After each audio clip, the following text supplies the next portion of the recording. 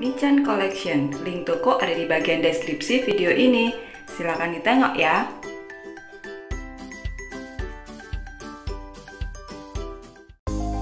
Assalamualaikum warahmatullahi wabarakatuh. Jumpa lagi bersama Om Chandra TV channel. Oke, langsung aja. Kali ini kita akan membahas tentang perbedaan penggunaan taksiran dan operasi hitung biasa.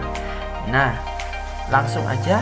Semisal ada soal seperti ini, 2,3 ditambah, misalkan ditambah 7,21 misalkan ya.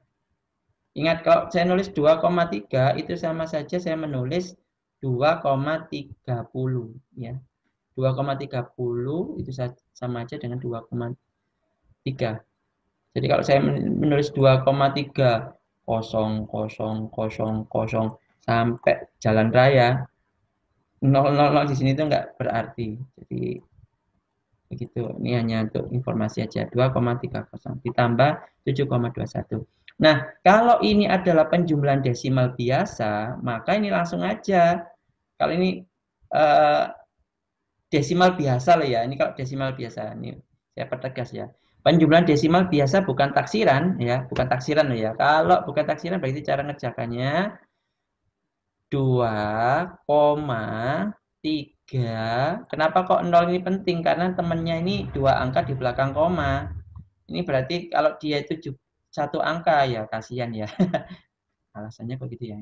Prinsipnya kalau di sebelahnya temannya ini ada 2 angka di belakang koma, berarti ini juga kita sengaja 2 angka di belakang koma. Tadi kan hanya tertulis 2,3.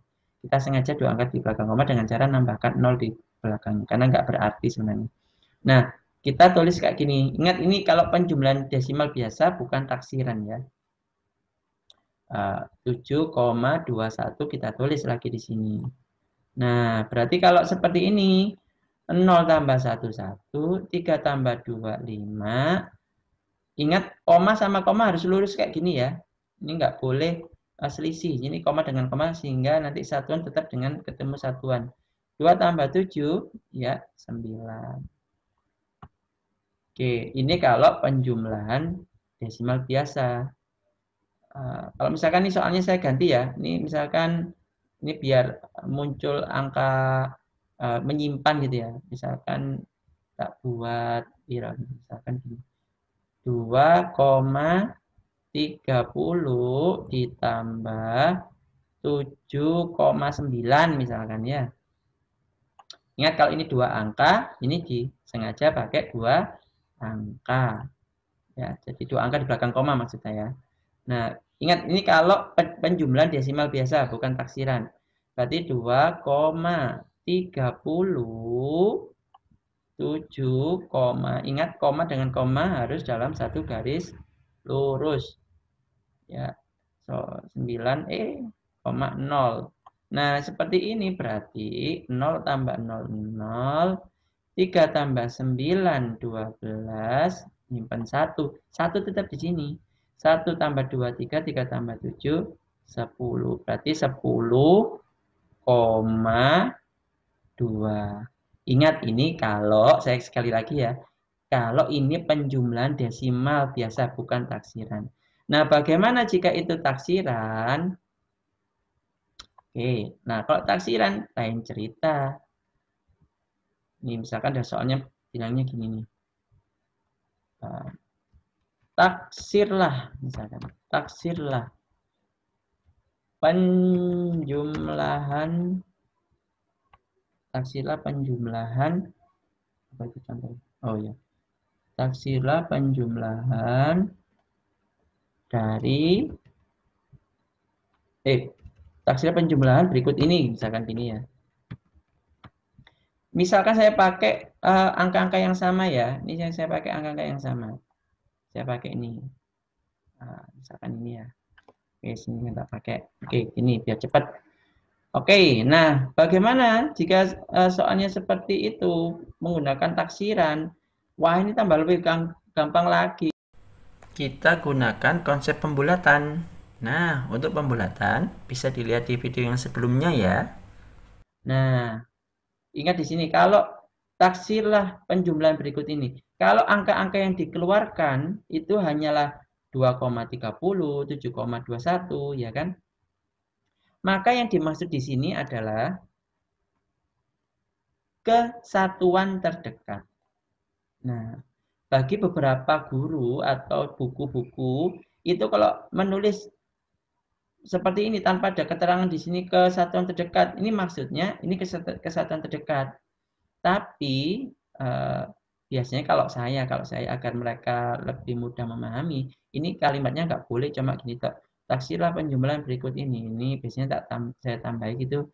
Taksirlah penjumlahan berikut ini gitu, kesatuan terdekat. Ini saya nggak suka biasanya kayak gini. Saya nulisnya lebih lengkap. Taksirlah penjumlahan berikut ini. Loh, apa mata hapusnya? Kesatuan terdekat. Nah, kurang panjang. Nah, gini. Tapi kalau misalnya nggak ada kalimat kesatuan terdekat, itu tapi soalnya seperti ini berarti sudah sama ya kesatuan intinya. Nah, sekarang gampang. Karena yang diminta kesatuan terdekat, ingat tadi ya dikotai mana yang dimaksud saat. Kemudian belakangnya itu ini ya. 3 itu berarti masuk termasuk 0 sampai 4, berarti dia nggak nambahi ke sini. Berarti ini dianggap 0, 0. Jadi nggak boleh dihitung dulu, jangan diperlakukan seperti kayak operasi hitung pada desimal ya. Jadi karena ini nggak pengaruh berarti tetap 2. Nah, ini belakangnya ini juga 2. Oh, coba misalkan pakai angka 9 nanti ya. Oke, nanti aja dulu. 7,21. Ingat tadi ya, belakangnya ada angka 2. Angka 2 itu 0 sampai 4. Berarti nggak ngaruh ini, nggak ngaruh. Ini dianggap 0 juga karena nggak dianggap. Yang ini juga 0 karena dipindah ke satuan terdekatnya. Tapi karena nggak ngaruh, ini tetap angkanya angka 7. Wis, 2 tambah 7 sama dengan 9. Gini aja. Nah, bagaimana kalau yang ini? Nah, ya sama aja. Nah, ini saya senangnya kalau 2 contoh ya. Dari 1 contoh kurang. Oke, gini misalkan. Ini saya hapus ya. Saya hapus, nggak ada hubungannya. Oke, nah kesatuan terdekat berarti yang ini kan. Berarti kalau ini 2 ya, koma ini nggak ngaruh, berarti 0, 0 ditambah. Nah, karena 9 ini ngaruh ke depannya ini, ya kan, karena satuan terdekat kan di sini. Berarti kalau gitu ini jadi angka 8, koma tetap ini karena sudah diubah ke satuan terdekat, maka ini 0, ini juga tetap 0. Berarti jawabannya 10. 10,00 ya. Nah, 10,00 itu sama aja dengan 10. Oke, begitulah ceritanya ya. Tapi kalau itu perkalian ya, perkalian. Wah, kalau perkalian desimal. Kalau perkalian desimal, wah ini gak cukup tempat isi. Nah, tarik lagi. Nah, oke. Kalau perkalian desimal, nah, misalkan kalau itu adalah soalnya adalah perkalian desimal tanpa ada embel-embel taksir loh ya, nggak ada embel-embel taksir. Ini perkalian desimal biasa lah, bukan taksiran ya, bukan taksiran. Ya, bukan taksiran. Kalau bukan taksiran gampang. Misal ya, 3,2 dikali 3 sama dengan, nah kita bisa pakai bersusun, komanya nggak usah dilihat dulu, kita nulisnya kayak gini aja. 3 kali 2, 6. Saya anggap sudah bisa ya perkalian bersusun. 3 kali 3, 9. Nah, kemudian kita tulis di sini dulu. Ingat, hati-hati tapi.